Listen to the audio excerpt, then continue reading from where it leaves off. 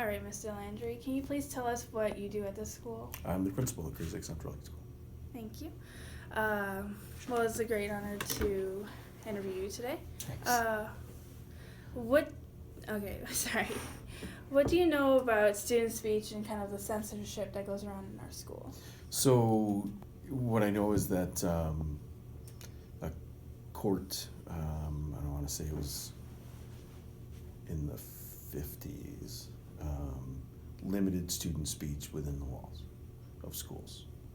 I know that recently Illinois has changed its censorship rules regarding student journalism,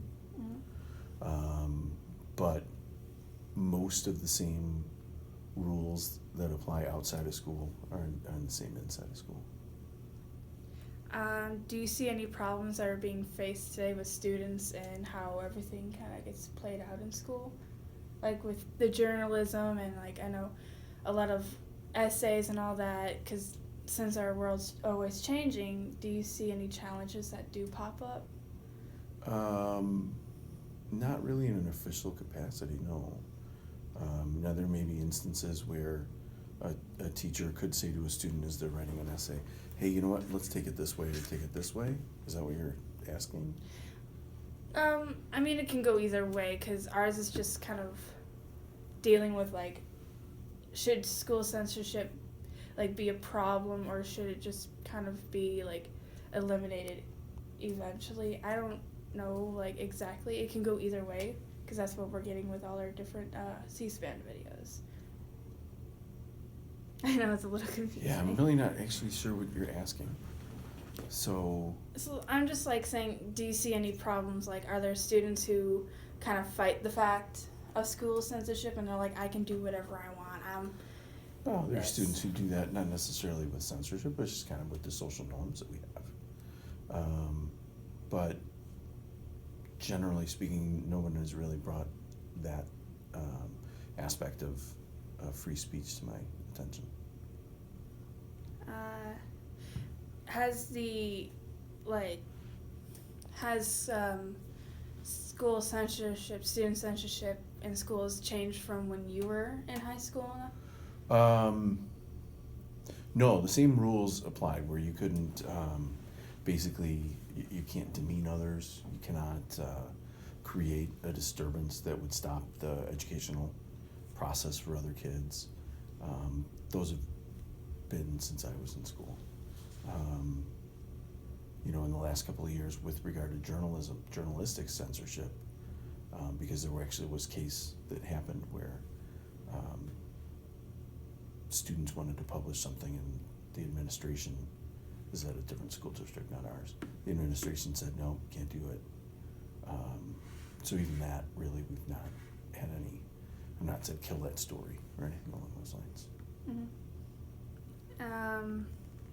Like glares. Terrible of me.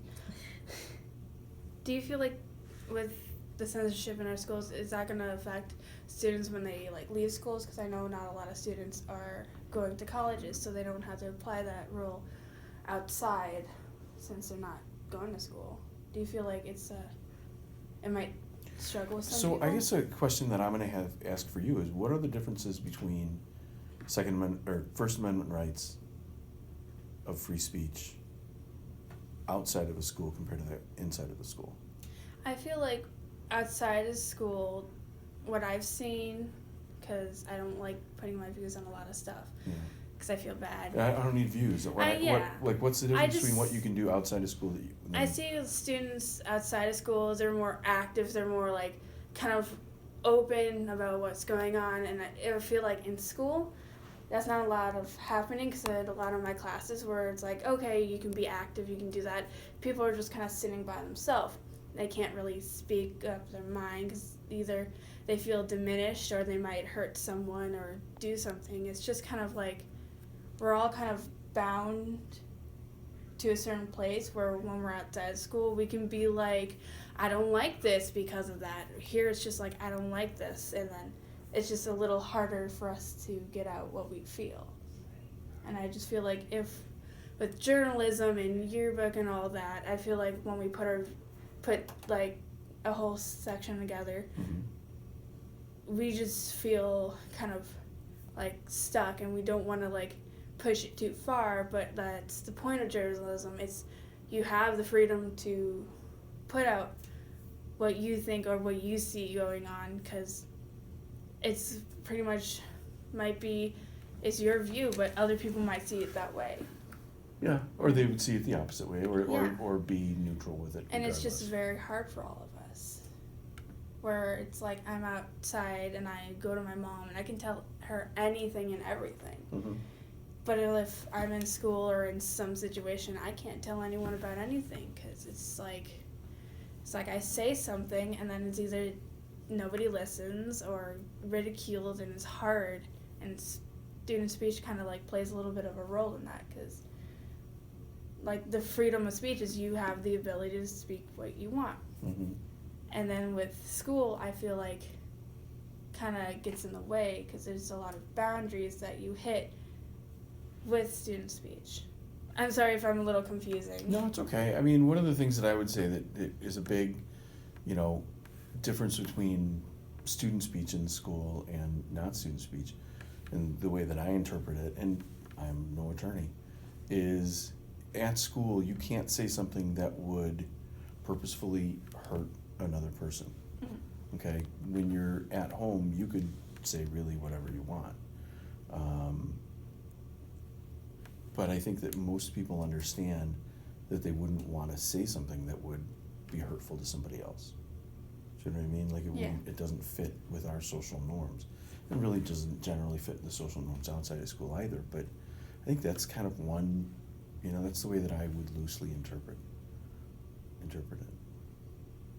I understand. I'm sorry, it's cold outside. My nose runs a lot. I got tissues. It's alright. You can edit that. I'm a terrible person for winter You're time. not a terrible person. I lived in a house that had literally black mold, and I lived there for a while. So Wow. So do you have lung issues? I have a hard time breathing, where like if I'm in gym and I push myself too hard, I feel my bottom teeth like they're gonna break and hurt, and they hurt really bad, and I have to stop sometimes, and I hate doing that, because I'll either be yelled at by the teacher to keep going. Sure, like keep going. And it hurts. Have you been to the doctor?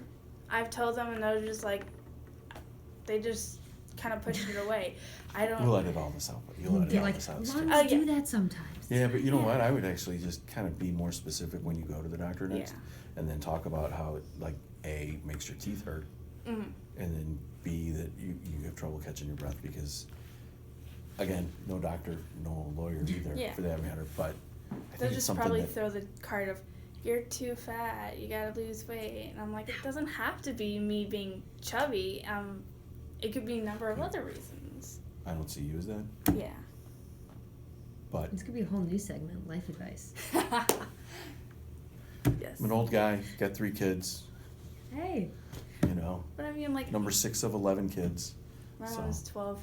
Like, no, last baby of 12. Okay. So I got a lot of family that's... You have a lot of aunts and uncles. Lots of aunts and uncles. There's a lot of medical problems that go through my family. Oh, I'm sorry to hear that. So, I mean, I'm like, I know what I might hit in the future, so I'm not that scared about it, because I've done my research and I've literally prepared myself for anything and everything. Awesome. All right, let's get back to your question. As fun as this was. Yes. I got to be here, so you guys will take. I mean, my mom's pretty open. Plus, there's the late bus that we can always catch too. Perfect. Is there anything else that you see going on with like the student speech in schools? I think that, and you guys would have a very different perspective than me, because generally speaking, people act differently around me. Is that safe to say? Yes. Okay. So I think that we've got a school where if there is something that students really need to say, they have access to me. At least once a month, I have a principals group that everybody got an email to be invited to. All you had to do was truly fill out a really simple Google Doc with your name and kind of some information so we can put you on our Schoology group. and that's a way that students have direct access to me. The other side of it is, and most kids don't come up here to the principal's office because, you know, there's not a lot of reasons why, you know, unless I'm giving you a congratulations or something along those lines. Yeah, this is actually the first time I'm ever in your office. Yeah, I was It's about kind to say the farthest I've gone into this office is like of- right in through the doors. Yeah. Never gone past that, and it's because Lorna was trying to get paperwork filled out. Yeah. Yeah. Like, I do I voter mean- registration, something. And I was like, oh. I knew my principals at my elementary school, and I know me and my mom and her were kind of like close to each other, and we know that she owns a restaurant now down Oh, here. cool.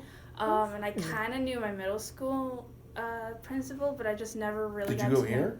No, I lived in Arlington Heights. I went Hey, to me the too. Arlington Heights elementary school, Riley Elementary School, home Okay. of the Rams. I kind of make fun of it. I know, I kind of make fun of it. And then I went to Wheeling Middle School because that's how the school Okay. district kind of played Sure. out. And I went to Jacqueline Middle School, where the lightning bolts. And then I moved here halfway through 8th grade, but my dad worked right by my middle school, so I continued going there. My freshman year was the worst. I was like Because you didn't know anybody. I didn't know till anyone, You were and as a freshman. a and freshman. And yeah, no, I get that. But yeah, I never really came down here. I'm like, I didn't know there was a principal's office down here until like recently, like last year, coming into like this year. So it's You kind of- assumed that there was a principal. I well, and yeah, you probably of course. seen her walking around with a tie yeah. and stuff Yeah, like that. like, Yeah. I'm like, And you're like, who's all that guy talking in schools. front of all of us? all schools got to have a principal. like a shadowy Disney Easter egg. Some people know that it's actually an Easter egg. Other people just assume, hey, that's a cute background character. Yes. Am I wrong? I'm not. I mean, honestly. You know, I would say that getting back to the thing. You know, one of the really cool student free speech things that we did last year was the walkout. Yes, I remember that. I was part of that one. So Yeah. basically, and I'll tell you some of the process that we had. I met with a whole bunch of kids, and we talked about what was important, and I let them decide how they wanted to do a lot of things within the constraints that we could make. And the number one constraint that I had was it's got to be safe. Oh yes.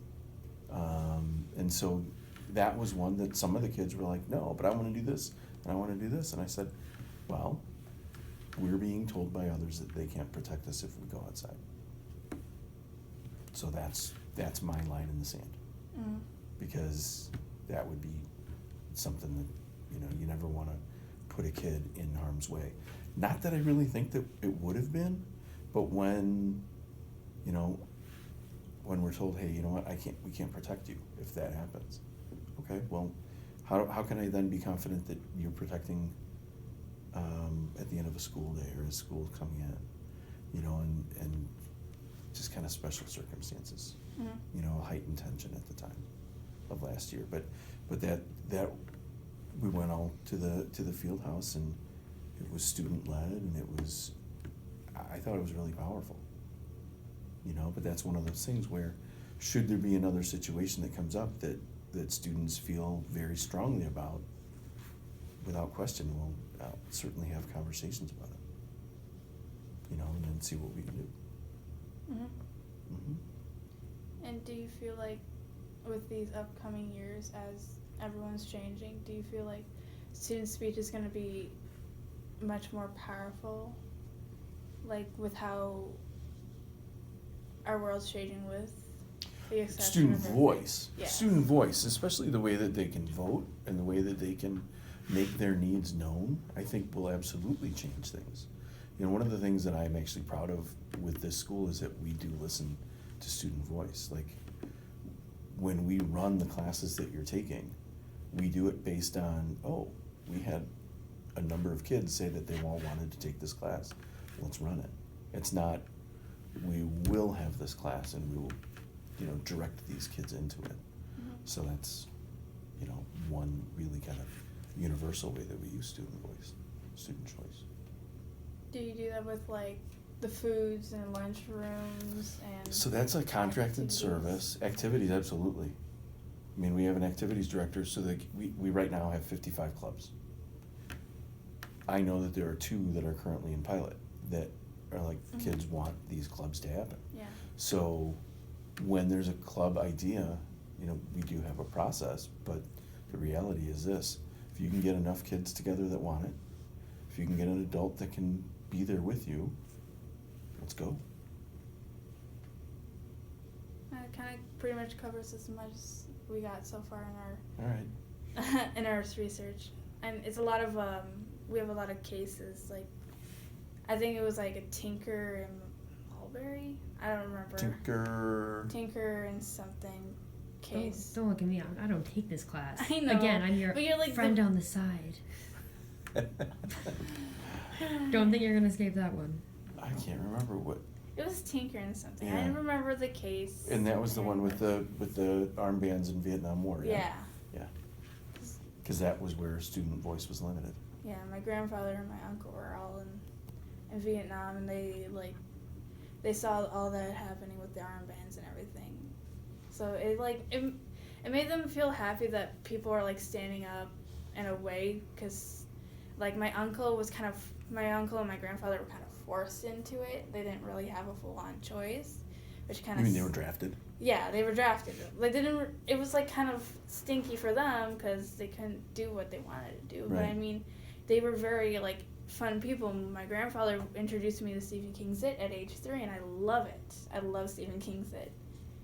I'm still scared by it. I'm a very I'm big sorry. horror Wait, person. hold on. Yeah, Rewind. she said 3 years old. There you. I'm gonna need that verbal confirmation from you. Rerun that sentence past me one more time. 3 years old, eating pretzel rods with my grandfather was Stephen King's It Rewind every time. I had to watch it every day of my life. Oh, Real so it was quick. on video. It was on VHS tape. Okay. It Real was quick, like- I'm gonna throw Lorna under the bus. When she was 6 years old, she was afraid of E.T. And you're 3, and I'm over here having a good time eating pretzel Excuse sticks with my me? grandfather. I loved Yeah, well, this. that's one of those great memories. Yeah. And then my uncle was a pretty chill dude. I mean, he did have his say in like how, like, if we said something about the word, he'll be like, "Those dang," and he'll go off. But I mean, like, that's how he is. That's how he was kind of has that PTSD. But he was a very amazing guy. I loved him. Has he passed? He has passed Sorry. stage 4 lung cancer. Mm. And we caught it at a very late state. He always complained that his shoulder was hurting, like under here, and then found out stage 4, and he passed. I'm sorry. And then my grandfather passed of a heart attack. So, I mean, I didn't get to see him much after. Like, the fact that my grandfather moved to Georgia, and then I didn't get to see my uncle a lot. I'm sorry But I to hear mean, that. I have really good memories with them, and I love them. But they did appreciate the bands with students speaking about how they don't appreciate the word, or like whatever speech they want to say. Mhm. And that's pretty much what we got going on with Might have been Tinker versus Topeka, Kansas. Topeka. you have a Chromebook. You I can. Where was know. Brown versus Ed? Was that? Brown versus Ed. I believe that one Was that Topeka? was. See, I can't get any of my things. I have to delete it, everything. But that one, I think that one was That was about segregation. segregation. Yeah. Yeah. I'm like, I had to think about that for a second. Yeah, I just don't That remember was- where it was. Yeah. I think it that was could have been in Topeka, Kansas. I think that was Topeka, Kansas. But yeah. You'll learn this later. I'll help you. I'll be there for you. But yeah, but thank you so much Oh, you're for welcome. spending some time with me It's today. been my pleasure. And I appreciate everything. Oh, yeah, not a problem. Thank you so Anytime. much. And you enjoy the rest of your day, sir. You too. Yay! You too. It